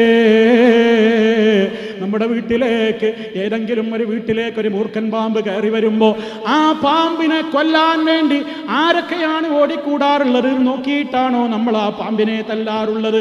അത് നമ്മുടെ പൊതുശത്രുവാണ്, കടിച്ചാൽ അപകടകാരിയാണ്. അവിടെ ആരുടെ വീടാണെങ്കിലും ഒരാളെയും അത് കടിക്കാനിടവരരുത്. ഒരു പേപ്പട്ടി ഇറങ്ങിയാൽ ആ പേനായയുടെ പിന്നാലെ കൂടിയിട്ട് ആളുകൾക്ക് അതിൻ്റെ കടിയേൽക്കാതിരിക്കാൻ നമ്മൾ ഒറ്റക്കെട്ടായിട്ടല്ലേ നീങ്ങാറുള്ളത്? ഏത് പ്രശ്നങ്ങൾ വരുമ്പോഴും അങ്ങനെയല്ലേ? മാനവികതയുടെ കാര്യത്തിൽ നമ്മൾ അങ്ങനെയല്ലേ? അതേ അവസരത്തിൽ ലക്കും ദീനുക്കും വലിയ ദീൻ, നിങ്ങൾക്ക് നിങ്ങളുടെ മതം, എനിക്ക് എൻ്റെ മതം. ഓരോരുത്തർക്കും അവരവരുടേതായ മതമനുസരിച്ച് ജീവിക്കാൻ സ്വാതന്ത്ര്യമുള്ള മതേതരത്വത്തിൻ്റെ മണ്ണിലാണ്, ഭൂമികയിലാണ് നമ്മൾ ജീവിക്കുന്നത്. അവിടെയതാ അതൊക്കെ ഒരു കൂട്ടർ നടത്തുന്നതിലൊക്കെ ഇക്കൂട്ടരും പൊയ്ക്കോളണം, ഇക്കൂട്ടർ നടത്തുന്നതിലൊക്കെ മറ്റേ കൂട്ടരും വന്നോളണം, ഇല്ലെങ്കിൽ ഞങ്ങൾ സമ്മതിക്കൂല എന്ന് ആരെങ്കിലും പറയുന്നുവെങ്കിൽ അതാണ് തീവ്രവാദം, അതാണ് ഭീകരവാദം. നേരെ മറിച്ച് ഓരോരുത്തരും അവരവരുടേത് നടത്തിക്കോട്ടെ, അവർക്കതിന് സ്വാതന്ത്ര്യമുണ്ട്. നമ്മൾ ഒരാളെയും നമുക്കെതിരുള്ള ഒരു കാര്യം ഒരാൾ ചെയ്യുന്നു എന്നുള്ളത് കൊണ്ട് ആരെയും ആക്രമിക്കാൻ പോകൂല, നമ്മളാരും ആക്രമിക്കാനും വരുന്നില്ല. ഇതല്ലേ ഇവിടുത്തെ യഥാർത്ഥത്തിലുള്ള മാനവികത, അതല്ലേ മാനവ സൗഹാർദ്ദം. അതുകൊണ്ട് തന്നെ സഹോദരങ്ങളെ, നമ്മളിവിടെ അള്ളാഹുവിൻ്റെ അഥവാ സൃഷ്ടാവായ റബ്ബുൽ ആലമീൻ നമുക്ക് പഠിപ്പിച്ചു തന്നിട്ടുള്ള ആ യഥാർത്ഥമായ ദീനിൽ ജീവിക്കുന്ന കാലത്തോളം ഒരു ഖബറിനെയും ചുംബിക്കാൻ പാടില്ല. ഖബറിനെ ചുംബിക്കലും ഖബർ കെട്ടിപ്പടുക്കലും അതിന്മേൽ മുത്തമിടലുമൊക്കെ ഇസ്ലാമിൻ്റെ സംസ്കാരമല്ല. അള്ളാഹുവിൻ്റെ റസൂൽ വഫാത്താകുന്ന നേരത്ത് പോലും എതിർത്തിട്ടുള്ള കാര്യമാണ് ഇങ്ങനെ ജാറങ്ങൾ ഉണ്ടാക്കലും അവിടെ ആരാധനകൾ സ്ഥാപിക്കലുമൊക്കെ. മുത്ത് മുസ്തഫ സല്ലല്ലാഹു അലൈഹി വസല്ലമ എത്ര ഗൗരവത്തോടെയാണ് അതിനെയൊക്കെ എതിർത്തിട്ടുള്ളത്. അതുകൊണ്ട് തന്നെ ഇസ്ലാം എന്താണോ നമ്മോട് പറയുന്നതെങ്കിൽ ആ വിധത്തിലുള്ള കൃത്യമായ ജീവിതത്തിലേക്കാണ് നമ്മൾ പോകേണ്ടത്. അതൊക്കെ പറയുമ്പോൾ പിന്നെയും പറയും, കണ്ടോ ഇവർക്ക് ഔലിയാക്കളോട് വെറുപ്പാണ്, ഔലിയാക്കളെ ഇവർ അംഗീകരിക്കുന്നില്ല. ഇതൊക്കെ ഞാൻ നേരത്തെ പറഞ്ഞതുപോലെയുള്ള ദുരാരോപണങ്ങൾ മാത്രമാണ്. അള്ളാഹു ഇഷ്ടപ്പെടുന്ന നമുക്കൊക്കെ റഹ്മാനായ റബ്ബിനോട് ധാരാളമായിട്ട് ഇബാദത്തുകൾ ചെയ്ത് അള്ളാഹുവിൻ്റെ ഇഷ്ടം പിടിച്ചു പറ്റാൻ എത്രത്തോളം നന്മകൾ ചെയ്യാൻ നമുക്ക് സാധിക്കുമോ അത്രത്തോളം നമ്മളതൊക്കെ പ്രവർത്തിക്കേണ്ടവരാണ്. അതേപോലെ തന്നെ അതെങ്ങനെയാണ്? കേവലം വാക്കുകളിലൂടെയല്ല. ഇവിടെ ഉദ്ഘാടനം ചെയ്യപ്പെട്ട പള്ളിയില്ലേ, അതെന്തിനുള്ളതാണ്? ഈ നാട്ടുകാരുടെ പള്ളിയാണത്. ഈ നാട്ടിലെ ഏതെങ്കിലും ഒരു വിഭാഗത്തിന് അങ്ങോട്ട് പ്രവേശനമില്ല എന്ന് പറഞ്ഞിട്ടില്ലല്ലോ. എത്രത്തോളം ഒരു അമുസ്ലിമായ സഹോദരന് തോന്നുകയാണ് ഇവിടെ നമ്മുടെ ഈ കരിയന്നൂരിൽ തുറന്നിട്ടുള്ള മസ്ജിദ് തൗഹീദ് എനിക്കൊന്ന് കാണണം എന്ന് പറഞ്ഞാൽ നമ്മുടെ പ്രവർത്തകന്മാർ ഇരുകയും നീട്ടി അദ്ദേഹത്തെ സ്വീകരിക്കൂലേ? നിങ്ങൾ ശുദ്ധിയായി അതെ കാലൊക്കെ കഴുകിയിട്ട്, അത് മുസ്ലിമീങ്ങളും അങ്ങനെ തന്നെയല്ലേ അതിൻ്റെ അകത്തേക്ക് കയറുന്നത്? വൃത്തിയോടുകൂടെ കയറണം. കാണാമല്ലോ, അവർക്കതിന് കാണുന്നതിന് വിരോധമില്ലല്ലോ. അതേപോലെ തന്നെ അവിടെ അതാ ജമാഅത്ത് നമസ്കാരം നടക്കുന്നു. സർവ്വ മുസ്ലിം പുരുഷന്മാരെ സംബന്ധിച്ചിടത്തോളം അവർ പള്ളിയിൽ പോയിട്ടല്ലേ നിസ്കരിക്കേണ്ടത്? അള്ളാഹുവിൻ്റെ പൊരുത്തം നേടുവാൻ അതിനുള്ള കേന്ദ്രമാണ് പള്ളി. ആഴ്ചതോറും അവിടെ ആളുകൾ ഒരുമിച്ച് കൂടുന്നു, ജുമാ നടക്കുന്നു. എന്താണ് ഈ പള്ളിയുടെ പ്രത്യേകത? ആ പള്ളിയിൽ വെച്ച് കുത്തുബിയ്യത്ത് ഉണ്ടാകൂല, റാത്തീബ് ഉണ്ടാകൂല. കുത്തുബിയ്യത്ത് എന്ന് പറഞ്ഞാൽ ഞാൻ നേരത്തെ പറഞ്ഞതുപോലെ മുഹീദ്ദീൻ ശൈഖിനെ 1000 വട്ടം വിളിക്കുന്ന ഏർപ്പാടാണ്. യാ ഗൗസു യാ മുഹയ്യദ്ദീൻ അബ്ദുൽ ഖാദിർ ജീലാനി എന്ന് ശൈഖ് ജീലാനിയെയും മറ്റുള്ളവരെയും ഒക്കെ മൗലിദിലൂടെയും മാലയിലൂടെയും റാത്തീബിൻ്റെയും ഒക്കെ പേരിൽ, സലാത്ത് മജ്ലിസ് എന്ന പേരിൽ, മജ്ലിസുൻ നൂർ എന്നൊക്കെയുള്ള പേരിട്ടുകൊണ്ട് അവരെയൊക്കെ വിളിക്കുന്ന ചടങ്ങ് പള്ളികളിലും മദ്രസകളിലുമൊക്കെ നടക്കുന്നുണ്ട്. അത് ഞങ്ങളുടെ ആ മസ്ജിദ് തൗഹീദിൽ നടക്കൂല. എന്തേ കാരണം? മുത്ത് മുസ്തഫ അത് പഠിപ്പിച്ചിരുന്നിട്ടില്ല. അതല്ലേ ഇത്രയും നേരം ഞാൻ വിശദീകരിച്ചത്. ഇനി അവിടെ ആഴ്ചതോറും നടക്കുന്ന വെള്ളിയാഴ്ച ജുമാ ഖുതുബക്ക് ഒരു പ്രത്യേകതയുണ്ട്. അത് ജനങ്ങൾക്ക് മനസ്സിലാകുന്ന ഭാഷയിലാണ് പറഞ്ഞു കൊടുക്കുക.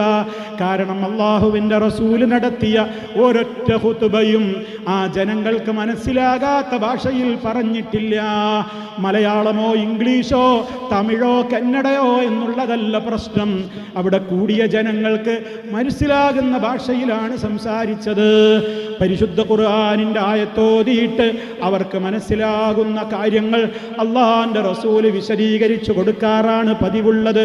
അങ്ങനെ അവർക്ക് ആവശ്യമായ ഉത്ബോധനങ്ങൾ നടത്താറാണ് പതിവുള്ളത്.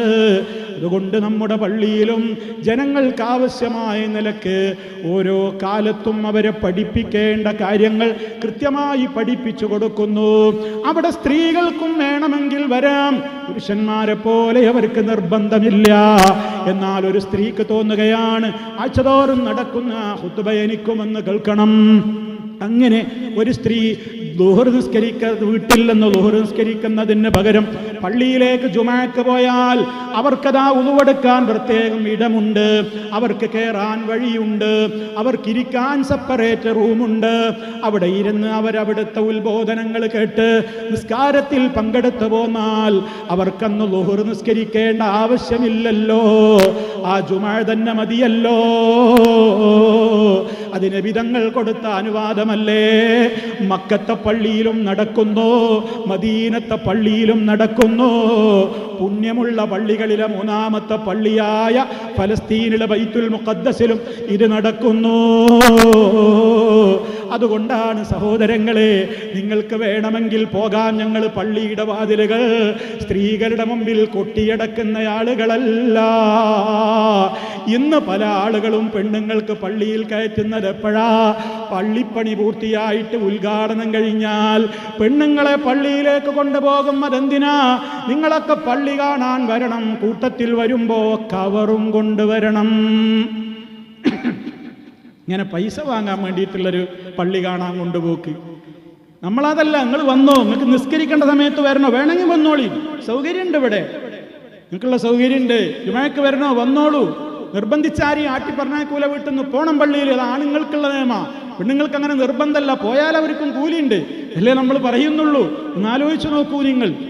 പിന്നെ എപ്പോഴാ പെണ്ണുങ്ങളെ പള്ളിയിലേക്ക് കയറ്റൽ? മരിച്ചു കഴിഞ്ഞാൽ കുളിപ്പിച്ചൊക്കെ കഴിഞ്ഞ് കഫംപുടയിലൊക്കെ പൊതിഞ്ഞിട്ട് മയ്യത്ത് കെട്ടിൽ പള്ളിൻ്റെ ഉള്ളിൽ കയറ്റും. ഇങ്ങനെ രണ്ടവസരത്തിലല്ലാതെ ഏതവസരത്തിലാണ് പെണ്ണുങ്ങൾക്ക് പള്ളിയിലെ കയറ്റാറുള്ളത്? ഇത് നീതിയാണോ? പെണ്ണിൻ്റെ പൈസ വേണം നിങ്ങൾക്ക് പള്ളി ഉണ്ടാക്കാൻ, പെണ്ണിന് അതിൻ്റെ ഉള്ളിലേക്ക് നിസ്കാരത്തിന് കയറ്റിക്കൂടാ. മുത്ത് മുസ്തഫായുടെ ഭാര്യമാര് നബി സല്ലല്ലാഹു അലൈഹി വസല്ലമ വഫാത്തായിട്ടും ശേഷം അള്ളാഹിൻ്റെ റസൂലിൻ്റെ കാലത്തിരുന്നത് പോട്ടെ. കാരണം കാലത്തിരുന്നു എന്ന് പറയുമ്പോൾ നിങ്ങൾ പറയാതെ ഹിജാബിൻ്റെ ആയത്തിൻ്റെ മുമ്പാണ്, ഖുർആനിലെ ആയത്ത് പിന്നെയാ ഇറങ്ങിയത് എന്നൊക്കെ. മുത്തു മുസ്തഫ വഫാത്തായിട്ട് പിന്നെ ഒരു ആയത്തിറങ്ങുമോ? ഉറപ്പല്ലേ? അള്ളാഹുവിൻ്റെ റസൂലിൻ്റെ വഫാത്തിൻ്റെ ശേഷം നമ്മുടെ ഉമ്മമാര്, അള്ളാഹിൻ്റെ റസൂലിൻ്റെ പ്രിയപ്പെട്ട ഭാര്യമാര് റമദാനിൻ്റെ അവസാനത്തെ 10 ദിവസം പള്ളിയിൽ തന്നെ എഴുത്തിക്കാഫിരുന്നു. എഴുത്തിക്കാഫ് എന്ന് പറഞ്ഞാൽ എന്താ? 10 ദിവസം അവിടെ തന്നെ കൂടലാണ്. ആ 10 ദിവസത്തില് ഒരുപാട് ഫർദ് നിസ്കാരങ്ങൾ വരും. ഒരു ജുമഅ മിനിമവും വരില്ലേ? ഒരു ജുമഅ എന്തായാലും വരൂലേ? അപ്പൊ നിസ്കാരത്തിന്റെ സമയത്തൊക്കെ നമ്മുടെ പ്രിയപ്പെട്ട ഭാര്യമാര്, ഉമ്മമാര്, അവര് നിസ്കാരത്തിന്റെ സമയമാണ്, നമുക്കിവിടെ പറ്റൂല എന്ന് പറഞ്ഞ് ഇറങ്ങി ഓടിയോ? വെള്ളിയാഴ്ച വന്നപ്പോ ഇന്ന് ജുമയുടെ ദിവസമാണ്, ഞങ്ങൾക്ക് ഇവിടെ പറ്റൂല എന്ന് പറഞ്ഞ് ഇറങ്ങി ഓടിയോ? ഇല്ലല്ലോ. ഉമ്മമാരെ, ഉപ്പമാരെ, ഇതൊക്കെ ആർക്കും മനസ്സിലാകൂലേ? അതുകൊണ്ട് അങ്ങനെ ഒരു സൗകര്യം ആഗ്രഹമുള്ള ഉമ്മമാർക്ക് വരണമെങ്കിൽ അതിന് ഈ പള്ളിയിൽ മസ്ജിദുൽ തൗഹീദിൽ അതിനുള്ള അവസരമുണ്ട്. ഇതിനൊക്കെ ഞങ്ങൾ കേൾക്കേണ്ടി വരുന്ന പരിഹാസങ്ങൾ, ആരോപണങ്ങൾ എത്രയാണെന്ന് ഈ വേദിയിൽ വെച്ച് പറയാൻ പോലും കൊള്ളൂല. അത്ര വലിയ വ്യഭിചാരാരോപണങ്ങൾ വരെ ഈ അനുവാദം ഞങ്ങൾ കൊടുക്കുന്നു എന്നുള്ളതിൻ്റെ പേരിൽ ഞങ്ങൾ കേൾക്കാറുണ്ട്. പക്ഷേ അതൊക്കെ ഞങ്ങൾ അവഗണിക്കുന്നു.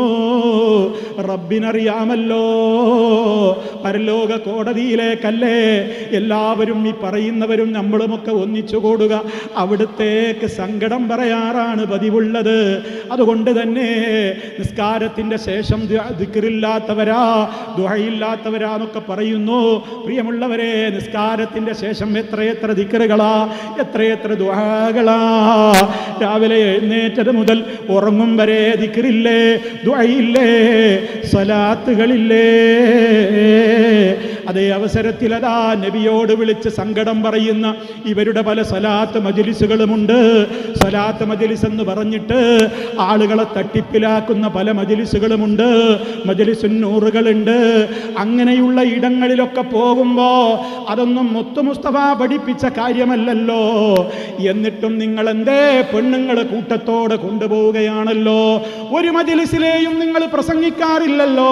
പെണ്ണേ, നീ പുറത്തിറങ്ങിയാൽ ഫിത്നയാണ്, ഇങ്ങോട്ട് വരല്ലേ, ഇങ്ങോട്ട് വരല്ലേ നിങ്ങൾ പറയുന്നില്ല. ഒരു ജാറത്തിൻ്റെയും ഉറൂസിൻ്റെയും വയലുകളിൽ പോലും ഒരു മുസ്ലിയാക്കന്മാരും പെണ്ണുങ്ങളെ നിങ്ങൾ ഇങ്ങോട്ട് വരല്ലേ എന്ന് പറയുന്നില്ല. നിങ്ങൾ വീടിൻ്റെ ഉള്ളിലിരുന്നാ മതി എന്ന് പറയുന്നില്ല. അതേ അവസരത്തിൽ പള്ളിയിലേക്ക് പോകുമ്പോൾ മാത്രം ഹറാമാണ്, അത് കുഴപ്പത്തിന് പോവുകയാണ്, പലവിധ ലക്ഷ്യത്തിന് പോവുകയാണെന്ന ആരോപണം പറയുമ്പോൾ ഇപ്പറയുന്ന നിങ്ങളും ഞങ്ങളും എല്ലാവരും മരണാനന്തരം പരലോക കോടതിയിൽ വരുന്നൊരു ദിവസമുണ്ട്. അവിടെ ഇതിനൊക്കെ കണക്ക് പറയേണ്ടി വരൂലേ? അതുകൊണ്ട് ആ ദിവസത്തെ ഓർത്തുകൊണ്ട് ജീവിച്ചോ. നല്ല രൂപത്തിൽ വസ്ത്രം ധരിച്ചുകൊണ്ടല്ലാതെ ഒരു പെണ്ണും പുറത്തിറങ്ങരുതേ.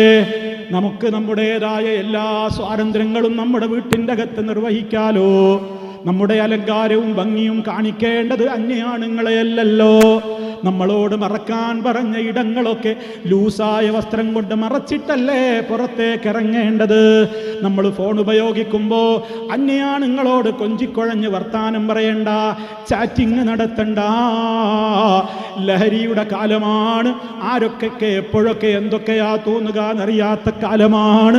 16കാരനായ +2 വിദ്യാർത്ഥി 14കാരിയായ 9ാം ക്ലാസ്സുകാരിയായ തൻ്റെ സ്കൂളിൽ പഠിക്കുന്ന പെൺകുട്ടിയെ ക്രൂരമായി ബലാത്സംഗം ചെയ്ത് കൈകൾ പറകോട്ട് കൂട്ടിക്കെട്ടിയിട്ട് അതാ തൊടികപ്പുലത്തുള്ള റെയിൽവേ സ്റ്റേഷന്റെ അടുത്തുള്ള കുറ്റിക്കാട്ടിലേക്ക് കൊണ്ടുപോയി തള്ളിയിട്ട വാർത്ത പേർത്തും ഇന്ന് ചാനലുകൾ എത്രയാ കാണിച്ചുകൊണ്ടിരിക്കുന്നത്.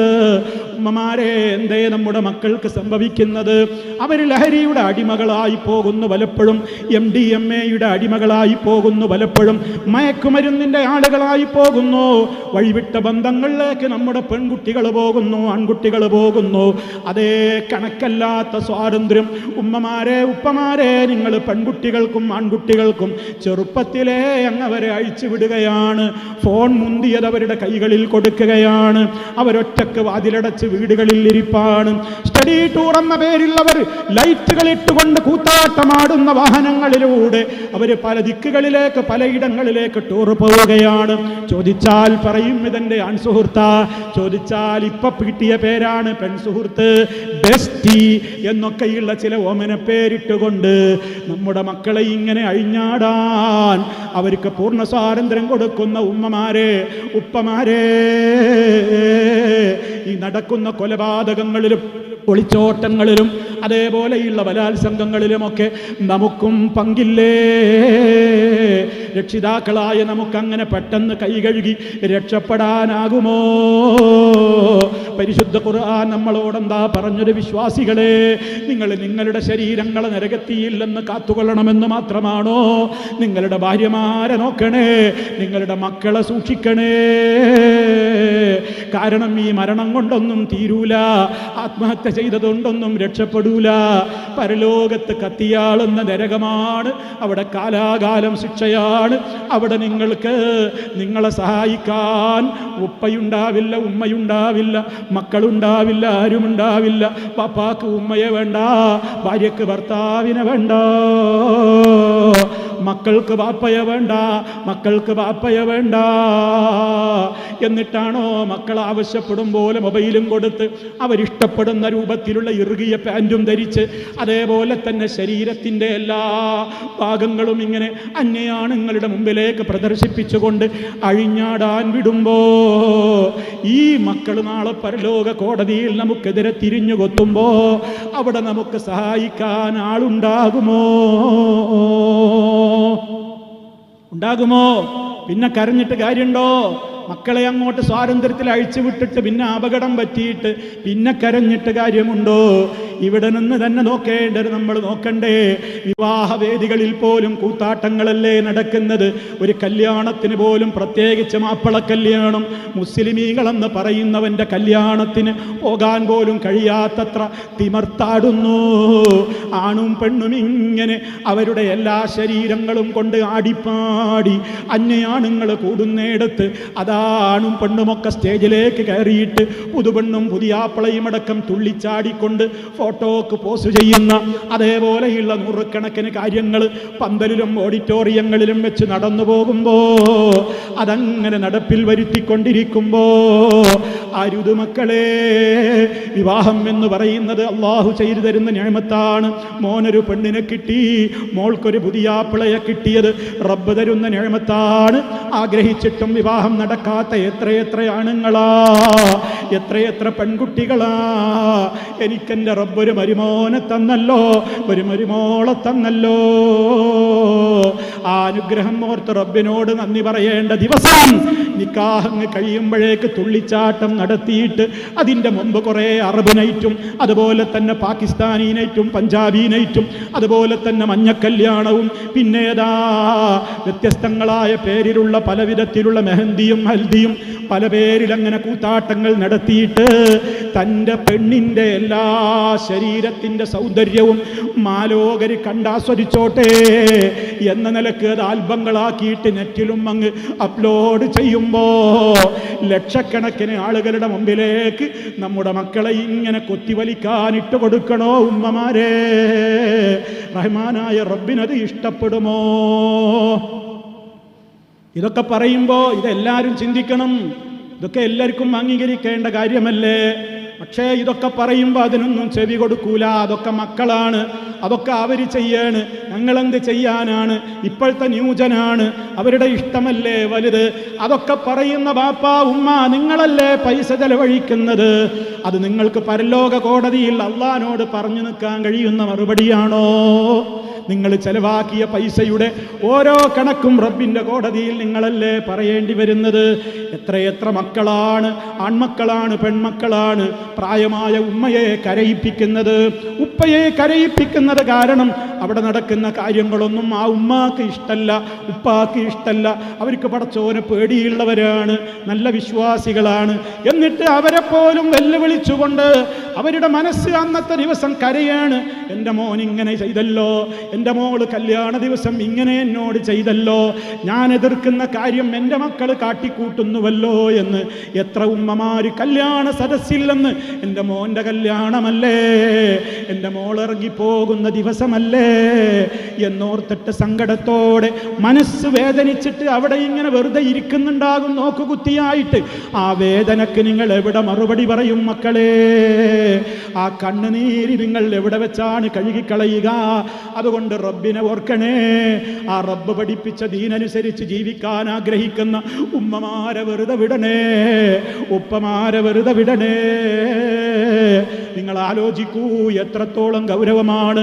അതുകൊണ്ട് വിവാഹത്തിൻ്റെ ദിവസം അല്ലാഹു സുബ്ഹാനഹു വ തആല ഒരിക്കലും ഇഷ്ടപ്പെടാത്ത ഒരു കാര്യവും നമ്മുടെ വീടുകളിൽ നടക്കാൻ നമ്മൾ അനുവദിച്ചുകൂടാ. നമ്മുടെ സക്കാത്തും നമ്മുടെ സാമ്പത്തിക കാര്യങ്ങളും ഏതേത് വിഷയങ്ങളിലും ഒക്കെ നമ്മളെ പ്രകാരമാണോ മുന്നോട്ട് പോകേണ്ടത്? അപ്രകാരം മുന്നോട്ട് പോയിക്കൊണ്ട് ഈ നാടിൻ്റെ വെളിച്ചമായി നിങ്ങൾ ദീനെന്താണെന്ന് ഞാനിവിടെ പറഞ്ഞ കാര്യങ്ങളും അല്ലാത്ത കാര്യങ്ങളുമൊക്കെ ആഴ്ചതോറും നടക്കുന്ന ഖുതുബകളിലൂടെ, ഇവിടെ ഉസ്താദുമാർ നടത്തുന്ന ഖുർആൻ ക്ലാസ്സുകളിലൂടെ, ഹദീസ് ക്ലാസ്സുകളിലൂടെ നിങ്ങൾ പഠിച്ചു മനസ്സിലാക്കിക്കൊണ്ട് യഥാർത്ഥമായ നിലക്ക് എന്താണ് ഇസ്ലാം എന്ന് പഠിച്ച് അങ്ങനെ തന്നെ ജീവിക്കണേ. അതല്ലാതെ പരലോകത്തെത്തുമ്പോൾ വിലപിച്ചിട്ട് കാര്യമുണ്ടാവില്ല എന്ന് എന്നെയും നിങ്ങളെയും ഓർമ്മപ്പെടുത്തിക്കൊണ്ട് ഞാൻ എൻ്റെ വാക്കുകൾ അവസാനിപ്പിക്കുകയാണ്. ഈ ഒരു പ്രോഗ്രാം ഇവിടെ വിജയിക്കാൻ എല്ലാ അർത്ഥത്തിലും പ്രയാസപ്പെട്ട നൂറുകണക്കിന് ആളുകളുണ്ട്, പ്രയാസം സഹിച്ചിട്ടുള്ള ആളുകളുണ്ട്. ഇതിനുവേണ്ടി ഇവിടെ ഈ സ്ഥലം അനുവദിച്ചിട്ടുള്ള ഒരു മുസ്ലിം സഹോദരനാണ് എന്നവരെ എനിക്കിവിടെ വന്നപ്പോൾ കേൾക്കാൻ സാധിച്ചു. ആരൊക്കെ അവരെ കൊണ്ട് എന്തൊക്കെ ചെയ്യാൻ സാധിക്കുമോ എല്ലാ സഹായ സഹകരണങ്ങളും ചെയ്തിട്ടുള്ളവരാണ്. അള്ളാഹുവിനോട് എല്ലാവരുടെയും നന്മക്ക് വേണ്ടി ദുആ ചെയ്യുകയാണ്. ഈ പള്ളി നിങ്ങളുടെ പള്ളിയാണ്. നിങ്ങൾക്ക് പങ്കെടുക്കാം, കാര്യങ്ങൾ പഠിക്കാം, വിലയിരുത്താം, മനസ്സിലാക്കാം. അങ്ങനെ നമ്മുടെ അന്ത്യം നന്നാകുവാൻ വേണ്ടി നമ്മളെല്ലാവരും പ്രാർത്ഥിക്കണം. ആ നിലക്ക് റഹ്മാനായ റബ്ബിനെ കണ്ടുമുട്ടുന്ന സജ്ജനങ്ങളിൽ അല്ലാഹു സുബ്ഹാനഹു വ തആല നമ്മെ എല്ലാവരെയും ഉൾപ്പെടുത്തി അനുഗ്രഹിക്കുമാറാകട്ടെ. സഹോദരങ്ങളെ, ഞാൻ എൻ്റെ വാക്കുകൾ അവസാനിപ്പിക്കുകയാണ്. എല്ലാ അർത്ഥത്തിലും നമ്മളിൽ നിന്ന് അല്ലാഹു ഖബൂൽ ചെയ്യുമാറാകട്ടെ എന്ന് മാത്രം ഈ അവസരത്തിൽ പ്രാർത്ഥിച്ചുകൊണ്ട് നമ്മളിൽ നിന്ന് മരണപ്പെട്ടു പോയ എല്ലാവർക്കും അല്ലാഹു സുബ്ഹാനഹു വ തആല മഗ്ഫിറത്തും റഹ്മത്തും നൽകട്ടെ. നമ്മുടെ മാതാപിതാക്കൾ, മറ്റു ബന്ധുക്കൾ, പല ആളുകളും നമ്മളിൽ നിന്ന് മരണപ്പെട്ടു പോയിട്ടുണ്ടാകും. അല്ലാഹു അവരുടെയൊക്കെ ഖബറുകൾ സ്വർഗ്ഗത്തോപ്പാക്കി കൊടുക്കുമാറാകട്ടെ. നമ്മയും അവരെയും അള്ളാഹു അവൻ്റെ ജന്നത്തിൽ ഒരുമിച്ച് കൂട്ടുമാറാകട്ടെ. രോഗികൾക്ക് അള്ളാഹു ശിഫ നൽകുമാറാകട്ടെ. മാരകമായ രോഗങ്ങളിൽ നിന്ന് അള്ളാഹു നമ്മെ കാത്ത് രക്ഷിക്കുമാറാകട്ടെ. റബ്ബന ആതിനാ ഫിദ്ദുനിയാ ഹസന വഫിൽ ആഖിറതി ഹസനതൻ വഖിനാ അദാബന്നാർ. വൽഹംദുലില്ലാഹി റബ്ബിൽ ആലമീൻ. വസ്സലാമു അലൈക്കും വറഹ്മത്തുള്ളാഹി വബറകാതുഹു.